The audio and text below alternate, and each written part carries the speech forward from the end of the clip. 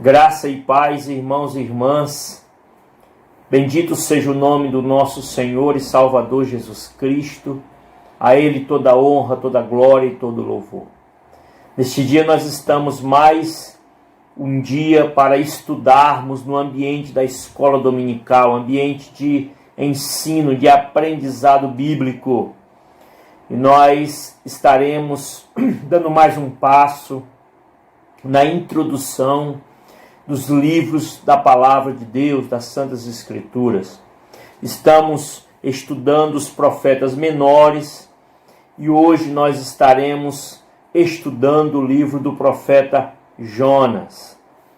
Este livro é um livro muito bom de ler, muito tranquilo a leitura, muito envolvente, é uma história muito interessante, talvez seja um dos livros mais conhecidos no meio que não é um meio religioso, né? Esta história de Jonas ser engolido por um peixe, ela transborda, né? Ela ultrapassa os limites da igreja, os limites das pessoas que falam, né? E acreditam que a Bíblia é a palavra de Deus. É muito interessante esse livro. Nós vamos fazer um panorama, conversando, né, e nos debruçando sobre alguns detalhes importantes desse livro e a lição e o propósito desse livro para a nossa vida nos dias de hoje, como também nos dias que ele foi escrito. Uma coisa interessante é que o nome Jonas, nome do profeta, significa pomba, a ave pomba, né? Então é o nome de uma ave que aparentemente, né, é uma ave mansa. Então Jonas, o nome de Jonas significa pomba, né? É uma coisa interessante que ele foi enviado, né, como uma pombinha, como um mensageiro talvez da paz, como nós representamos hoje a figura da pomba, né? E este livro ele é muito interessante, que fala, né, de um profeta que se recusou a obedecer à voz do Senhor e tentou fazer uma fuga impossível, que é fugir da presença do Senhor. Eu coloquei algumas coisas aí no estudo para os irmãos e as irmãs acompanharem também sobre o profeta Jonas. O profeta Jonas, ele aparece em 2 Reis 14, versículo 25, que está escrito assim, ó, ele aparece nessa passagem. 2 Reis 14, 25, restabeleceu ele os limites de Israel, desde a entrada de Ramate até o mar da planície, segundo a palavra do Senhor, Deus de Israel, a qual falara por intermédio de seu servo Jonas, filho de Amitai, o profeta, o qual era de Gat-Efer. Então Jonas aparece como um profeta no tempo do rei Jeroboão II, tempo de prosperidade, tempo de muitas coisas acontecendo em Israel, também de um tempo de idolatria. Mas a mensagem de Jonas não é uma mensagem, né, somente para Israel. Nesse tempo aqui ele estava profetizando para Israel. Então, com certeza, Jonas estava mais confortável, né? Estava denunciando os pecados do povo de Israel. Então, nesse tempo aqui, 2 Reis, o que dá a entender é que Jonas estava profetizando para o povo de Israel. A cidade natal era Gat-Efer, uma pequena aldeia de Zebulon, da tribo de Zebulon, uns 3 quilômetros a nordeste de Nazaré. Então ficava naquela região ali que no Novo Testamento é conhecido como Galileia, também Isaías aparece Galileia dos gentios.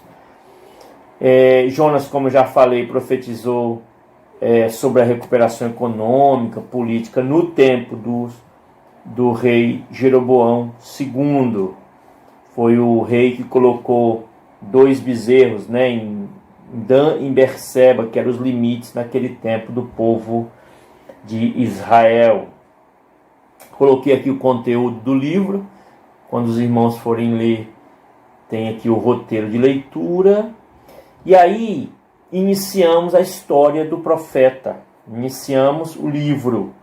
Então esse profeta que profetizava para Jerusalém, Israel, Jerusalém, no tempo do rei Jeroboão, ele recebeu no capítulo 1, versículo 1 de Jonas, que está escrito: veio a palavra do Senhor a Jonas, filho de Amitai, dizendo. Então agora vai falar o que a palavra do Senhor falou para Jonas. A palavra do Senhor falou para Jonas, o próprio Deus falou para Jonas: dispõe-te, vai à grande cidade de Nínive e clama contra ela, porque a sua malícia subiu até mim. Então nós vamos aí começando a ver os primeiros detalhes importantes desse livro. A palavra do Senhor veio ao profeta, como acontece com todos os profetas, e o conteúdo da palavra de Deus para ele é: primeira coisa, dispõe-te, toma coragem, se levanta, se move e vai para a grande cidade de Nínive. E clama contra ela, e profetiza contra ela. Por quê? Porque a sua malícia subiu até mim, diz o Senhor. Essa questão da malícia subir até o Senhor, a gente pode ver um pouco parecido com Sodoma e Gomorra, que aparece uma expressão de que o Senhor fala que a denúncia do pecado, o pecado subiu até o Senhor. Então o Senhor, ele sentiu ali o pecado de Sodoma e Gomorra. A mesma expressão, muito parecida, acontece aqui. É como se Deus estivesse recebendo denúncia, e a malícia foi tão grande, estava sendo tão grande em Nínive, que o Senhor, ele resolveu usar o profeta Jonas para ir pregar e dizer para que Nínive se consertasse. A cidade de Nínive era uma cidade da Assíria. Daqui a pouco a gente vai entender mais sobre esse local. E aí, no versículo 3, acontece algo fora do comum. Nós vamos ver aqui que em Jonas 1, versículo 3, diz assim: Jonas se dispôs. Então, a palavra no versículo 1 fala, no versículo 2 fala: dispõe-te e vai para a grande cidade de Nínive. No versículo 3 aparece Jonas se disposendo, se levantando. Então Jonas se dispôs, mas para fugir da presença do Senhor. Aqui, a primeira coisa que nós entendemos é que Jonas tinha que entrar em ação, tinha que fazer alguma coisa, mas ele tinha que fazer o que Deus mandou. Ele entrou em ação, mas para fazer o que Deus não queria que ele fizesse. Então, a gente começa a aprender aí que a gente tem que entrar em ação, mas entrar em ação na direção certa. Não adianta a gente começar a agir na direção errada. A gente tem que agir, mas agir, entrar em ação, começar a avançar, mas na direção certa, na direção do Senhor. E Jonas se dispôs, mas para fugir da presença do Senhor. Fuga impossível. Eu até coloquei aqui, fuga impossível. Então ele tentou fugir da presença do Senhor, coisa que não tem como, porque o nosso Deus, ele é onipresente. Todos os lugares Deus está.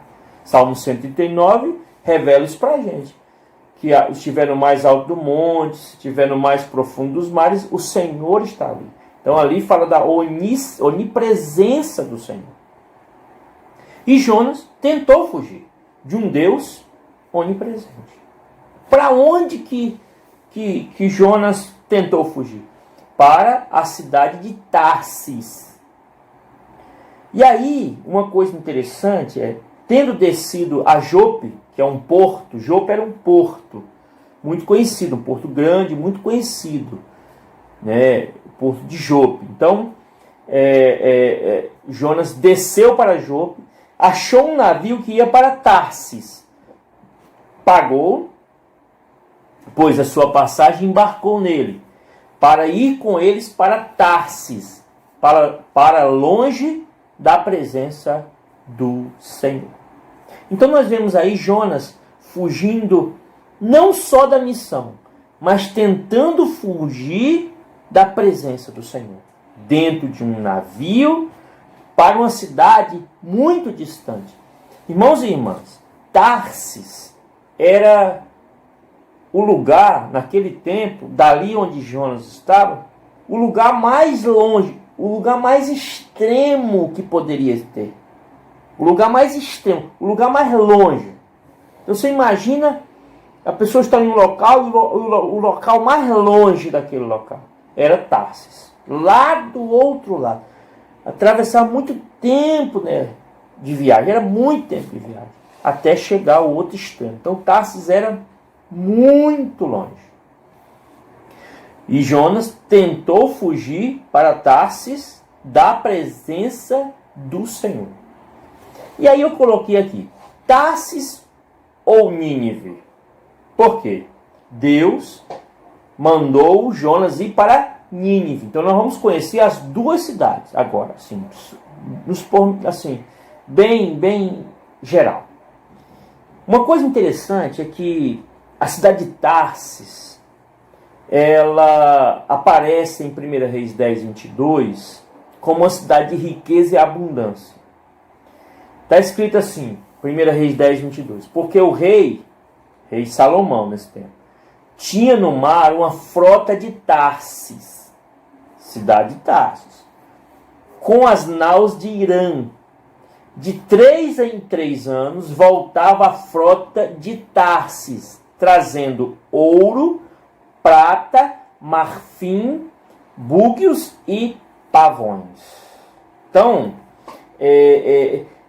Tarsis era conhecida no tempo de Salomão, nos tempos bíblicos, como uma cidade próspera, uma cidade de ouro, muito ouro, animais exóticos, marfim, prata. Então era uma cidade muito rica. Então nós vemos que Jonas escolheu, achou um barco ali e decidiu ir para Tarsis. Com certeza ele sabia que era o lugar mais distante e talvez soubesse que era um lugar próspero, um lugar de muita prosperidade. Por outro lado, Deus chamou Jonas para a cidade, a grande cidade de Nínive, que, como nós já vemos, é uma cidade cheia de malícia, de coisas ruins, de pecado, de coisas terríveis. E Nínive fazia parte do Império Assírio. E, irmãos e irmãs, dentre os povos da antiguidade, isso é falado não somente nos religiosos, somente dos estudiosos da Bíblia, mas também da história secular. Eles falam muito sobre a crueldade do povo assírio. O povo assírio era um dos povos mais cruéis da antiguidade.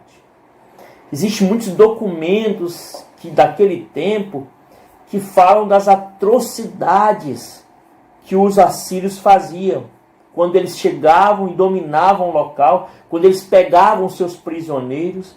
Eles eram extremamente cruéis. Pensem nas pessoas cruéis que não tinham dó de ninguém, mas torturavam. Existiam várias maneiras deles torturarem as pessoas que eram escravizadas por eles. Eles não matavam logo, eles torturavam. Muitas histórias de que eles enfiavam as pessoas vivas em coisas pontiagudas, em varas, ferros pontiagudos, e deixavam as pessoas enfiadas ali, irmãos, como espetadas, vivas, e ficavam se contorcendo até morrer. Tem relatos assim, de que eles matavam as pessoas arrancando os pedaços, os membros do corpo das pessoas vivas. E isso assim era o povo assírio. E não é só os estudiosos bíblicos que falam isso, não. Eu tirei essa parte do estudo aqui de uma parte que é secular. Aqui, ó, que diz assim, eu vou colocar só as partes que eu sublinhei. Um dos povos mais temidos durante a antiguidade oriental foram os assírios. A fama de extrema crueldade que acompanhava os assírios decorrente das práticas que infligia aos povos conquistados. Aplicava aos povos conquistados a escravidão e, em vários casos, o esfolamento vivo em pedras, o corte de vários membros do corpo, tortura e deportação em massa das populações conquistadas. Eu coloquei aí uma foto no estudo de uma gravura, né, que foi encontrada pelos arqueólogos, que mostram os assírios escalpelando, né, arrancando, né, e tirando a pele, né, das pessoas. E aqui tem duas imagens, né, a imagem de duas pessoas. Eles esticavam as pessoas com todas as forças, né, até que todos os órgãos, os membros do corpo estivessem esticados até o limite. Então você pensa numa pessoa com os braços esticados, as pernas esticadas, e os assírios vinham e arrancavam a pele com a faca, parte por parte. A pessoa viva sentindo aquela dor.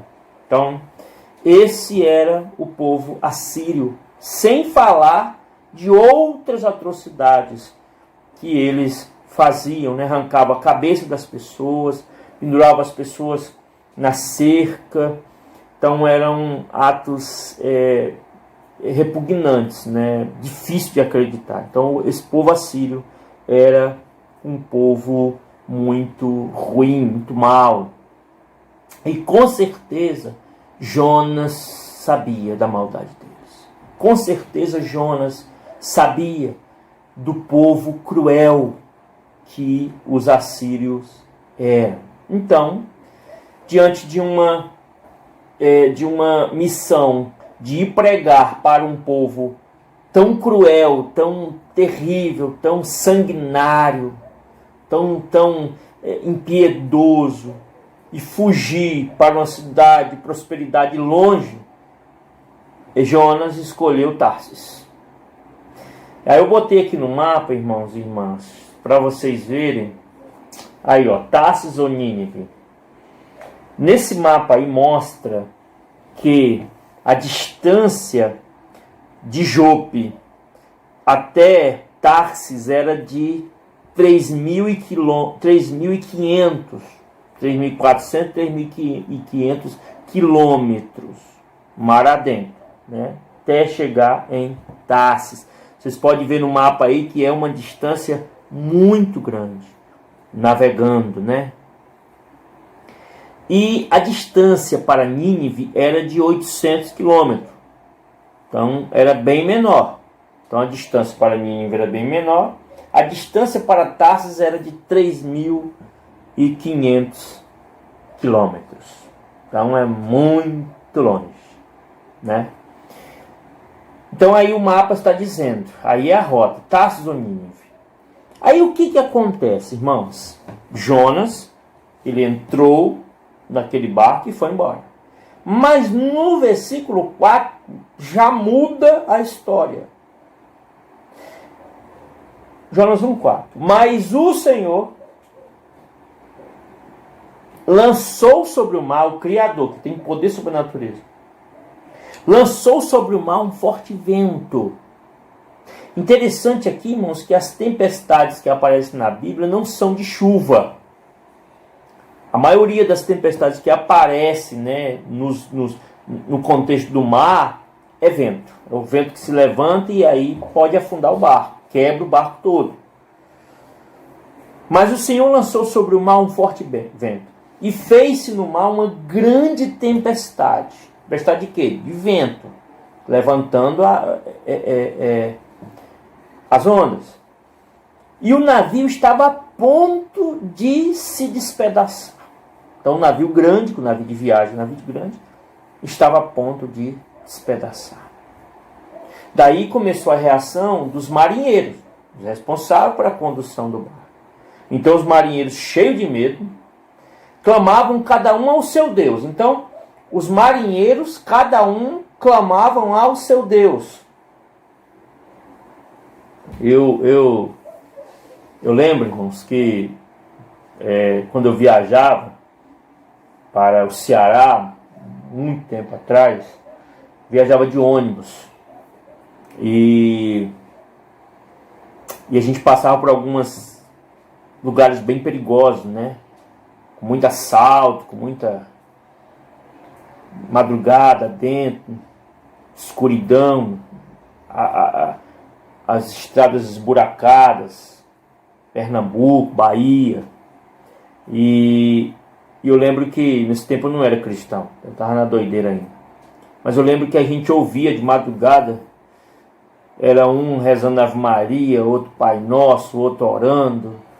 Então cada um buscava o Deus que se compreendia ali.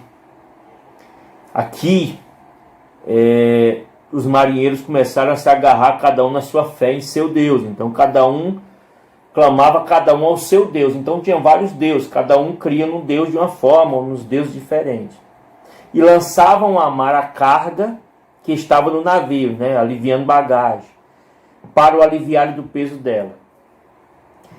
Jonas, porém, havia descido ao porão e se deitado e dormia profundamente. Então, Jonas desceu para o porão e estava dormindo. Tempestade e estava dormindo. Chegou-se a ele o mestre do navio e disse: "Que passa contigo? O que se passa contigo? Agarrado no sono? Levanta-te, invoca o teu Deus. Talvez assim esse Deus se lembre de nós, para que não pereçamos." Então, o marinheiro, na compreensão do marinheiro, era o seguinte: nós estamos clamando cada um ao nosso Deus. Não dorme não, Jonas. Clama o seu Deus também para nos ajudar. E aí, Jonas 1,7: "E diziam uns aos outros: Vinde, e lancemos sorte, para que saibamos por causa de quem nos sobreveio este mal. E lançaram sorte, e a sorte caiu sobre Jonas." Então eles usaram um recurso ali, né, de um sorteio, e esse sorteio para saber, porque eles tinham compreensão que quando tempestades aconteciam no mar é porque que alguém estava em pecado contra algum Deus. Então eles lançaram sorte, fizeram um sorteio e caiu sobre Jonas.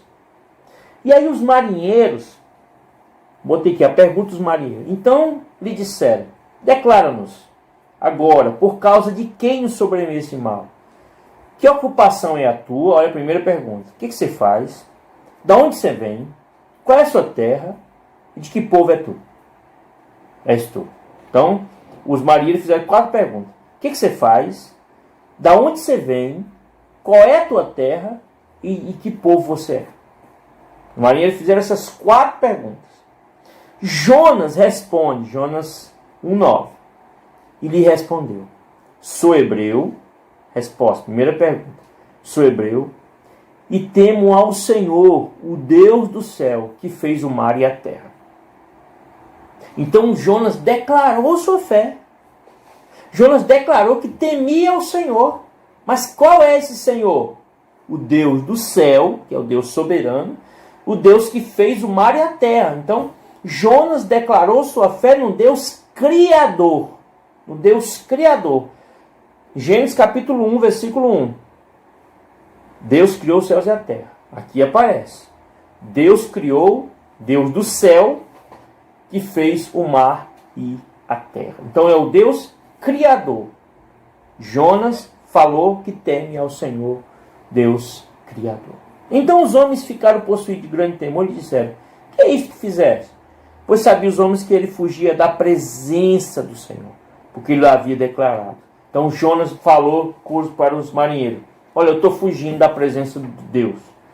Ele me mandou para um local e eu estou fugindo desse local. Eu estou fugindo da presença dele." Disseram: que te faremos para que o mar se acalme? Porque o mar se ia tornando cada vez mais tempestuoso. Respondeu-lhe: tomai-me e lançai-me ao mar, e o mar se aquietará, porque eu sei que por minha causa vou sobreviver esta grande tempestade. Mas aconteceu uma coisa inusitada, interessante. Jonas 1,13. Entretanto, os homens remavam, esforçando-se por alcançar a terra, mas não podiam, porquanto o mar se ia tornando cada vez mais tempestuoso contra eles. Então os marinheiros, sabendo que estavam passando por aquilo, por causa de Jonas, que Deus estava ali querendo impedir que Jonas fugisse para Tarsis, Deus soberano, os marinheiros ainda tentaram um recurso humano, né, que era tentaram botar o navio para a terra. Mas eles não estavam diante de um Deus qualquer. Mas estavam diante do Deus Todo-Poderoso, que comanda a natureza. Ele criou. E ele fez com que a tempestade não deixasse aquele barco ir para a terra. Então clamaram ao Senhor e disseram: quem? Os marinheiros declararam fé no Senhor. Então clamaram ao Senhor e disseram: ah, Senhor, rogamos que não pereçamos por causa da vida deste homem, e não faça cair sobre nós de sangue. Quanto a nós, inocentes, porque tu, Senhor, fizeste como te aprova. Então esses homens começaram a declarar a fé no Senhor de Jonas. Então, aqui, né, muitos falam que houve um reconhecimento, uma confissão de fé dos marinheiros para com Deus. Eles confessaram Deus e declararam sua fé no Senhor. E temeram, pois, estes homens em extremo ao Senhor, e ofereceram sacrifício ao Senhor e fizeram votos. Então eles ali, a partir daquele momento, eles conheceram o Deus Criador dos céus e da terra, o Deus de Jonas. E ali eles temeram o Senhor e apresentaram sacrifícios ao Senhor naquele barco, naquele navio, e fizeram votos. E aí lançaram Jonas ao mar. Deparou o Senhor um grande peixe para que tragasse a Jonas. E esteve Jonas 3 dias e 3 noites no ventre do peixe. Eu coloquei um mapinha aí, irmãos. Como eu coloquei um mapa da distância para Tarsis, eu coloquei um mapa aí, só para a gente visualizar na nossa mente, o percurso de Jonas e a interrupção da viagem e o retorno de Jonas.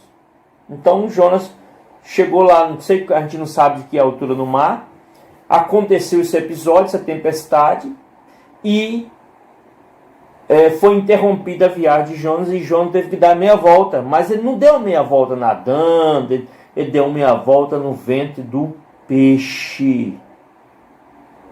E aí, irmãos, um grande peixe engoliu, é um grande milagre, né? Isso é uma discussão, que peixe não pode engolir pessoas, né? Esse episódio aí, essa história de um peixe engolir uma pessoa e a pessoa continuar viva dentro do ventre da baleia, não, do grande peixe. Eu falei baleia porque é uma discussão, mas não aparece baleia aqui, aparece grande peixe, né, nesse contexto aqui. E aí, como que a pessoa fica 3 dias vivo dentro de um grande peixe? Então, é uma grande discussão. Alguns acham que isso é uma história, acham que isso é um mito, uma lenda, acham que isso é um recurso literário. Mas nós ficamos no texto e eu creio, né, no milagre, no poder de Deus, porque Jesus citou Jonas lá no Novo Testamento também, comparando a ressurreição de Jesus com a história de Jonas. Então eu acredito que Jesus não ia usar um recurso literário, usar uma coisa tão assim, dessa maneira. Acho que eu creio, né, nas histórias da palavra de Deus. Eu creio nos milagres. E aí Jonas fez uma oração dentro do ventre do grande peixe. Então, nessa oração, Jonas declara uma coisa interessante: ao Senhor pertence a salvação. Em Jonas 2,9, dentro do ventre daquele peixe, Mas com a voz do agradecimento eu te oferecerei sacrifício. O que votei pagarei. Ao Senhor pertence a salvação. Então Jonas reconheceu que ao Senhor pertence a salvação e o Senhor quer salvar Nínive. O Senhor quer salvar os assírios, cidade de Nínive. Então, eu coloquei aqui uma coisa interessante, irmãos, que na pesquisa eu achei. Um estudioso, ele trouxe essa visão muito interessante do verbo descer. No livro de Jonas aparece o verbo descer em várias circunstâncias. E nós podemos perceber que Jonas, quando ele recusou atender o chamado de Deus para a missão, a vida dele foi só descida. Nós entendemos que quando Deus tem um chamado para uma pessoa e essa pessoa não atende o chamado, eu já vi alguns casos e eu entendo que às vezes a pessoa ela não consegue se realizar em outros lugares, as pessoas não conseguem desenvolver na vida porque rejeitam o chamado do Senhor. Não estou falando aqui de chamado pastoral.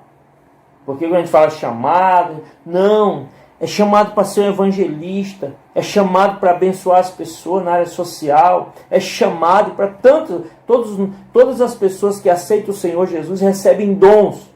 E a pergunta é, qual é o meu dom? Qual é o seu dom? Qual é o nosso dom? E nós temos que entregar esse dom para a obra do Senhor, desenvolver esse dom para a obra do Senhor. E muitas pessoas têm chamado para ensinar, chamado para liderar, chamado para orientar as pessoas, chamado para ajudar, e dizem não, sempre tem uma desculpa. E essas pessoas geralmente não conseguem prosperar, porque Deus chamou para uma missão. E quando atende a missão de Deus, são pessoas realizadas no Senhor. E aí eu te mostrar aqui a descida de Jonas, olha aqui, a descida do profeta Jonas. A recusa da missão causa muitas descidas. Por exemplo, no versículo 3 de Jonas 1, Jonas se dispôs, mas para fugir da presença do Senhor, para Tarsis, e tendo descido a Jope. Então, fala que Jonas desceu para Jope. Então, ele estava no lugar mais alto, ele desceu. Depois, ele embarcou no navio. Então, ele desceu. Mais uma descida, mais um degrau. Ele desceu para Jope, ele desceu para o navio. Depois ele desceu para o porão, terceiro degrau. Ele desceu para Jope, ele desceu para o barco e ele desceu para o porão do barco. E depois do porão do barco ele desceu para dentro do mar, no ventre do grande peixe. Então, muito interessante isso. Quando nós rejeitamos a missão que o Senhor nos dá, quando nós viramos as costas para a missão que o Senhor nos dá, a nossa vida começa a descer. Pastor, que provas são essas que você tem? É doutrina? Não, não é doutrina. São testemunhos que a gente tem, são coisas que a gente conhece e percebe.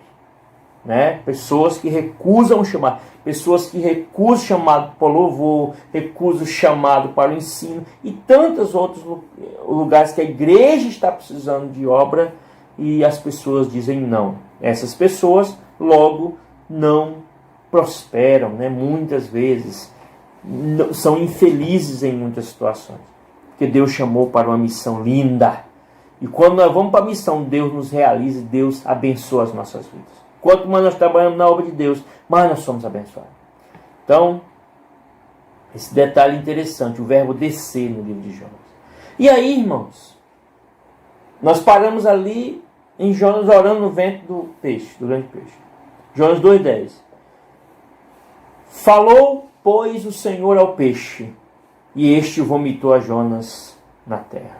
Então, interessante, irmãos, que esse peixe fez o retorno, voltou, o barco, o navio, e continuou para Tarsis, com certeza, mas Jonas não.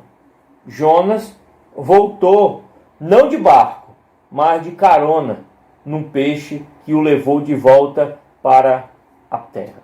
Então nós conseguimos entender que esse peixe chegou perto da orla, perto da costa e vomitou.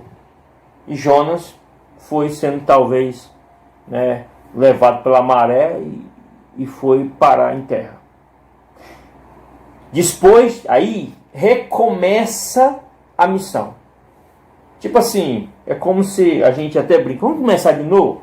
É como se Deus falasse assim, Jonas, vamos começar de novo, Jonas? Começa tudo de novo. Eu te dou uma chance, comece de novo. E aí, olha que interessante, no mesmo versículo 2, Jonas 1:2, diz que Jonas se dispôs para fugir. Deus chamou de se dispõe. Aqui não, Jonas 3:2. Dispõe-te, Deus falou de novo. Vai à grande cidade de Nínive e proclama essa mensagem que eu te digo. Novamente a mesma missão, mesma coisa. Vamos começar de novo, João? Deus falou. Levantou-se, pois, Jonas, olha só, e foi a Nínive. Fez agora o certo. Segundo a palavra do Senhor. Ora, Nínive era uma cidade muito importante diante de Deus e de 3 dias para percorrê-la. Aqui traz a informação que aquela cidade cruel, que arrancava a pele das pessoas, esfolava as pessoas vivas, arrancava os membros do corpo das pessoas. Aquela cidade era importante diante de Deus. Aí, irmãos, aqui, a gente para. A nossa mente não consegue entender. Um Deus que ama os cruéis. Um Deus, por isso que diz que o amor de Deus excede todo entendimento. Por quê? Porque que amor é esse? Pessoas tão cruéis, pessoas que a ponto de arrancar a pele, a ponto de arrancar os membros das pessoas vivas, a ponto de espetar as pessoas e deixá-las estribuchando.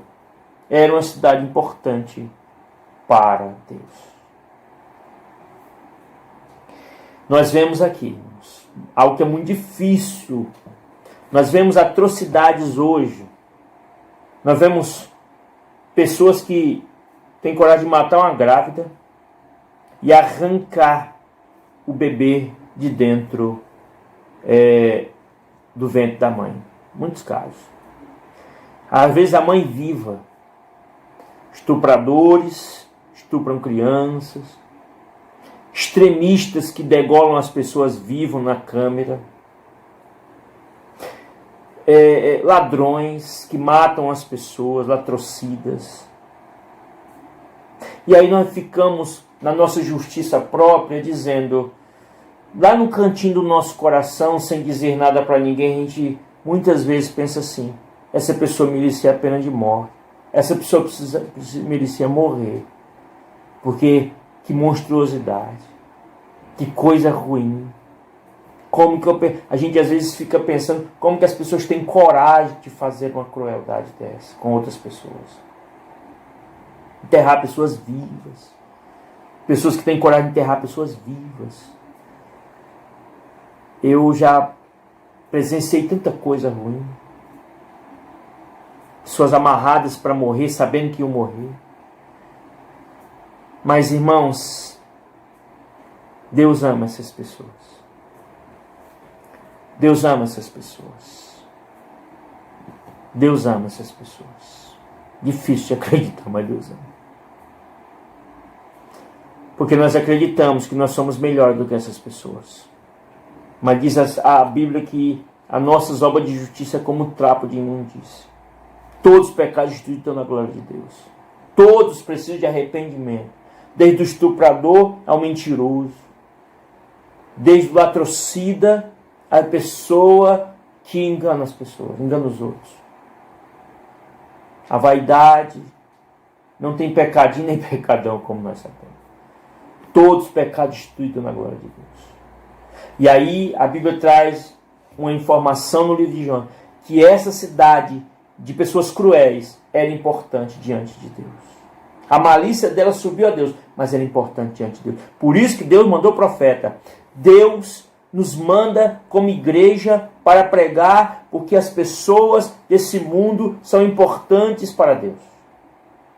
Por isso que Deus nos manda pregar o Evangelho. Ide por toda a terra e pregai o Evangelho. Ide por todas as nações. E aí, irmãos, uma coisa interessante é que em Jonas 3:4, eu botei aqui a menor mensagem. Qual era o conteúdo dessa mensagem tão importante para Nínive? Que fez Jonas fugir, voltar. Qual era a mensagem? A mensagem muito curta. Qual era o conteúdo da mensagem? A gente vê o conteúdo da mensagem de Isaías, irmãos. É muita coisa. São 66 capítulos.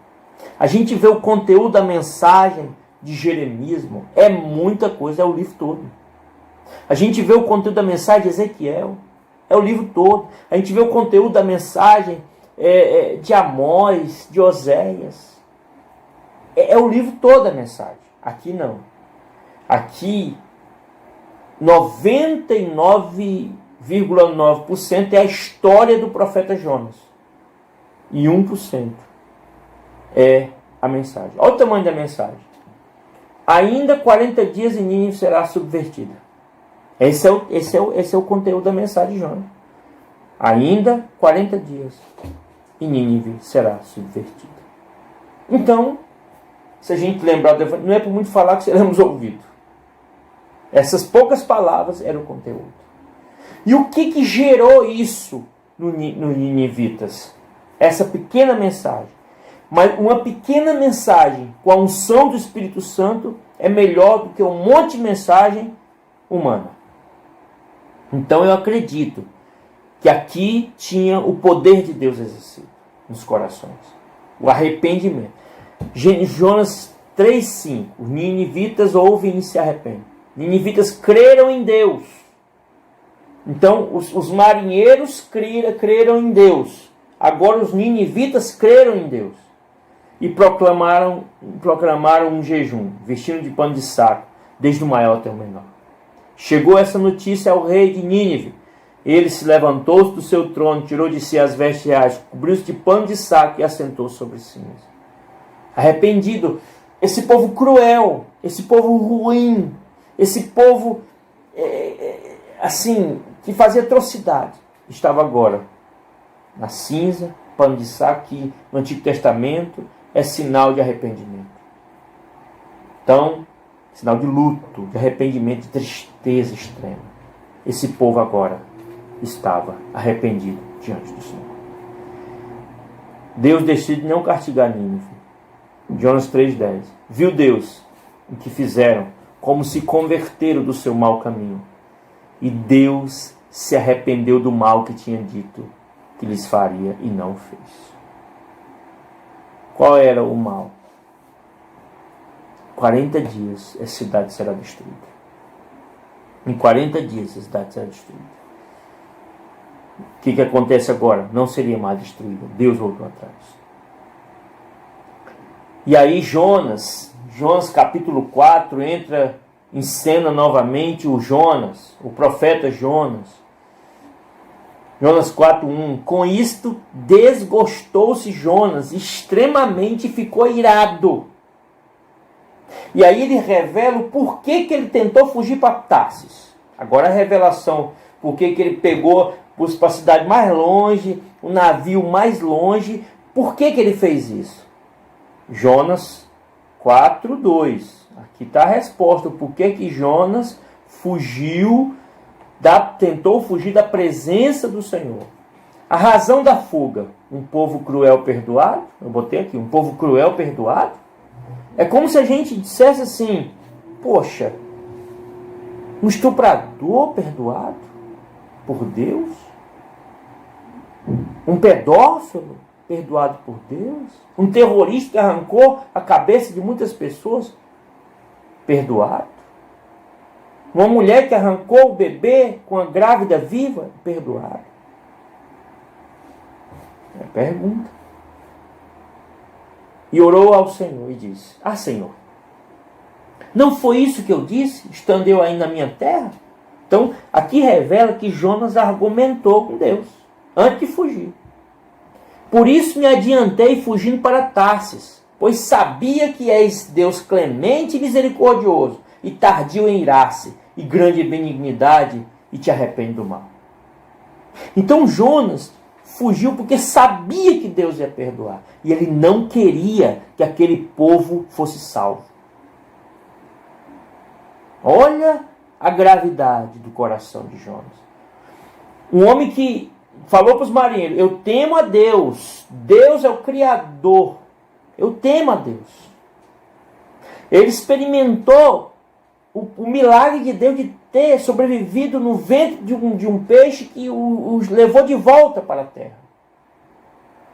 Mas Jonas, agora, estava e revelou o porquê da sua fuga. Porque ele sabia que Deus queria salvar aquele povo. E ele não queria ver aquele povo salvo. Deus questiona Jonas. Jonas 4:4. E disse o Senhor: é razoável a tua ira? Deus fala assim: você tem razão de estar zangado, Jonas?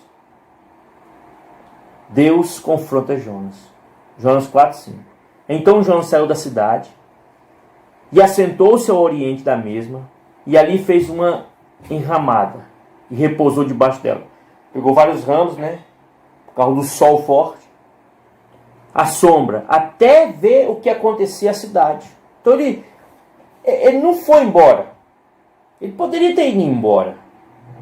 Ele terminou a missão dele, que era pregar ali, aquela pequena mensagem.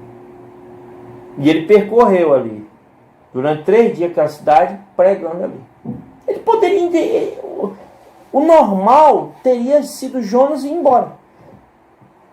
Zangado, indignado, mas foi embora. Ia embora. Mas ele resolveu ficar para ver o final da cidade. Parece que ele ainda não estava acreditando que Deus ia salvar. Parece que ele não estava querendo que Deus salvasse. Parece que ele estava querendo ver, talvez como Abraão e Ló viu a cidade em chamas, Sodoma e Gomorra. Talvez Jonas estivesse com esse pensamento. Que ele parou ali, pegou uns ramos e foi para debaixo do ramo, fez uma barraquinha de ramos. E ficou lá na sombra esperando o que poderia acontecer com a cidade. Jonas 4:6. Então fez o Senhor, Deus, então fez o Senhor Deus, o Criador poderoso, que tem poder sobre a natureza, nascer uma planta que subiu por cima de Jonas para que fizesse sombra sobre a sua cabeça. Então não era mais aqueles ramos. Deus ordenou que uma planta crescesse rapidamente e subisse por cima de Jonas, para que fizesse sombra sobre a sua cabeça, a fim de livrar do seu desconforto. Qual foi a reação de Jonas quando o próprio Deus fez nascer essa planta e ele ficou na sombra lá? Jonas, pois, se alegrou em extremo por causa da planta. Então, Jonas gostou de estar ali no seu bem-estar. Gostou de estar ali na sombra, só tentando ver ali o que ia acontecer comigo. Confortável, alegre. Então ele estava alegre. Ele estava triste pela salvação de um povo, mas ele estava alegre por uma plantinha que estava deixando ele confortável.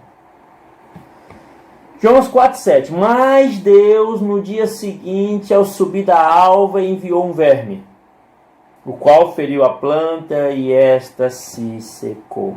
E nascendo o sol, Deus mandou um vento calmoso oriental, e o sol bateu na cabeça de Jonas, de maneira que desfalecia, pelo que pediu para si a morte, dizendo: melhor é morrer do que viver.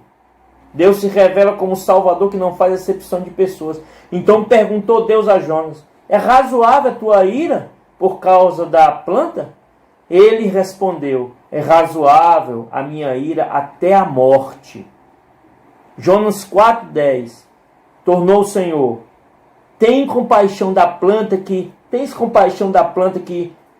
te não custou trabalho, a qual não fizeste crescer, que numa noite cresceu e na outra pereceu, na noite pereceu?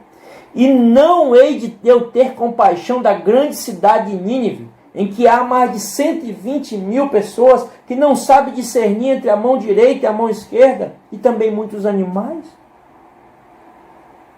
Então Deus se revela como um Deus que quer salvar a todos. Há um Deus que não tem acepção de pessoas, que salva o estuprador. A gente não consegue, que a nossa justiça própria é muito grande. Que salva o pedófilo, que salva o assaltante, o latrocida,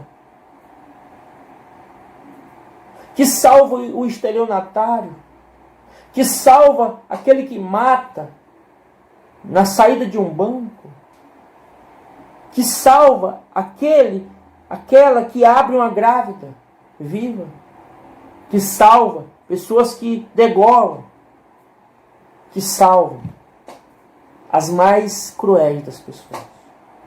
Deus salva. É difícil a gente entender, mas Deus salva. Em Jonas, nós vemos como nós não entendemos nada.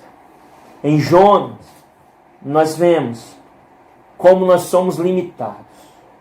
O nosso Deus veio para salvar. Às vezes nós lamentamos coisas tão pequenas e damos às coisas mais pequenas os valores a mais do que as vidas de pessoas que podem ir para o inferno. Por que é difícil as pessoas aceitarem a conversão de uma pessoa que era ruim?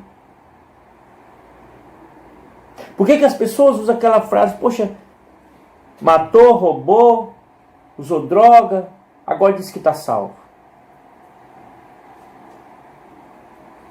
Eu sou um testemunho disso.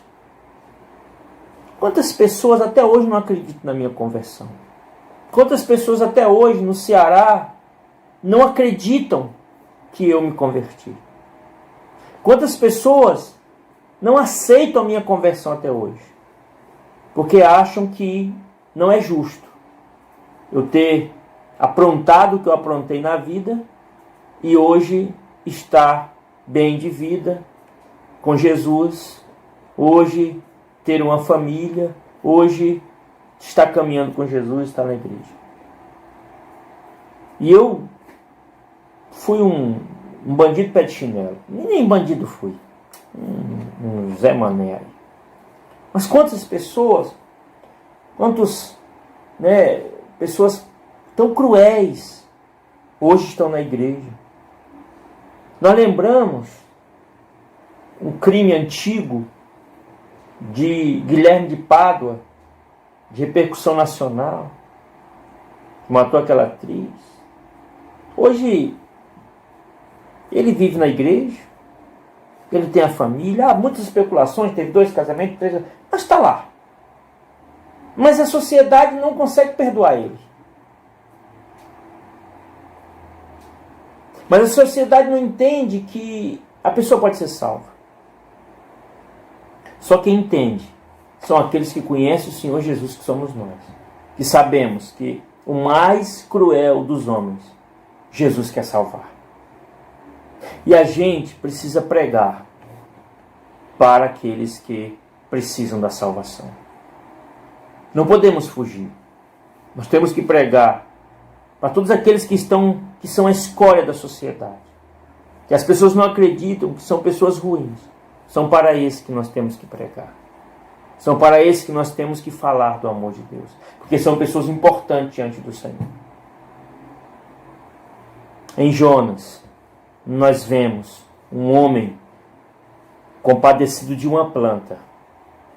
Mas ele não se compadeceu de 120 mil pessoas que estavam indo para o inferno. Às vezes, irmãos, hoje eu lamento. Os pets são mais valorizados do que vidas. Os pets são colocados num patamar de seres humanos. E os seres humanos colocados no lugar de animais. A gente às vezes vê muitas incoerências. Mas o que Deus quer nos ensinar, permitindo que o livro de Jonas chegasse até nós, que essa mensagem chegasse até nós, é que nós somos chamados para falar do Evangelho de Jesus Cristo. A todas as pessoas que não têm acepção. Não é só aquelas pessoas que a gente diz que é fácil de converter, não. Para os cruéis, para os ruins. Eu louvo a Deus por aqueles que foram chamados para estar na cadeia, pregando o Evangelho. Eu louvo a Deus pela pastoral carcerária. Eu louvo a Deus pelos trabalhos com detentos e detentas da igreja metodista, que entra na cadeia e vai pregar para os cruéis. Eu louvo a Deus de pessoas que entram no Oriente Médio para pregar para os muçulmanos. Agora, poucos dias atrás, uma missionária suíça, ela estava 4 anos no cativeiro. E o cativeiro dos extremistas é um cativeiro muito cruel. A pessoa fica na escuridão, sem ver o sol, sofrendo ali, enquanto essa mulher não deve ter sofrido durante 4 anos, uma serva de Deus, e foi pregar o Evangelho ali. E agora esses dias eles degolaram ela, mataram ela, depois de 4 anos prisioneira. Essa mulher foi pregar para os cruéis. A gente não sabe se algum homem converteu-se ali. Mas ela estava ali sofrendo pelo Evangelho. Porque ela foi pregar para os cruéis. Porque ela foi pregar para que aquelas pessoas não se tornassem violentas, como eles. E acabou morrendo.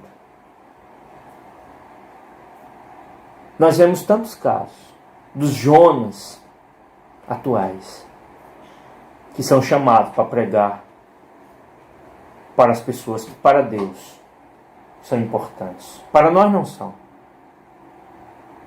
Para nós, muita gente, meu Deus do céu, como que coisa que cruel, a pessoa merece morrer. Nossa justiça própria, infelizmente. A gente às vezes pensa assim, a gente às vezes é um Jonas. Mas Deus nos chamou para o Jonas da segunda parte. Se dispor e ir para Nínive. Às vezes, nós somos tentados a ir para Tarsis, é o conforto. Mas Deus nos chamou para Nínive. Às vezes, nós escolhemos as missões que são Tarsis e fugimos das missões que são Nínive. Deus nos chamou para Nínive. Nos chamou também para Tarsis, mas também nos chamou para Nínive. Que esse livro venha despertar em nós a compreensão de que Deus ama os cruéis, ainda que seja difícil para nós. Pastor, mas quem é vítima não pode pensar desse jeito. Eu sei. Quem foi vítima de um estuprador, quem foi vítima de uma pessoa ruim, deve pensar mesmo, deve ser muito machucado. Mas Deus, mesmo que seja difícil compreender, essas pessoas são importantes para Deus. E Deus as ama. Deus é amor. Por fim, eu coloquei aqui as posturas do profeta Jonas. Também um outro autor trouxe aqui que é interessante. Capítulo 1, Jonas de costas, fuga do Senhor. Capítulo 2, deitado no ventre de um grande peixe. Capítulo 3, em pé, levando a mensagem, andando e levando a mensagem. Capítulo 4, assentado, descontente com a salvação de Nínive. São as fases do profeta Jonas. E o último capítulo, o último versículo, quer dizer, do livro. Não hei de ter compaixão da grande cidade de Nínive, dos cruéis, dos ruins, em que há mais de 120 mil pessoas, que não sabe discernir entre a mão direita e a mão esquerda, quer dizer, não tem compreensão eles são cruéis, mas eles não têm compreensão. Uma coisa interessante, eu já lidei com algumas pessoas que eram acusados de abuso. E eu, com aquelas pessoas, eu fui descobrindo que essas pessoas foram abusadas. Se tornaram abusadores porque foram abusados.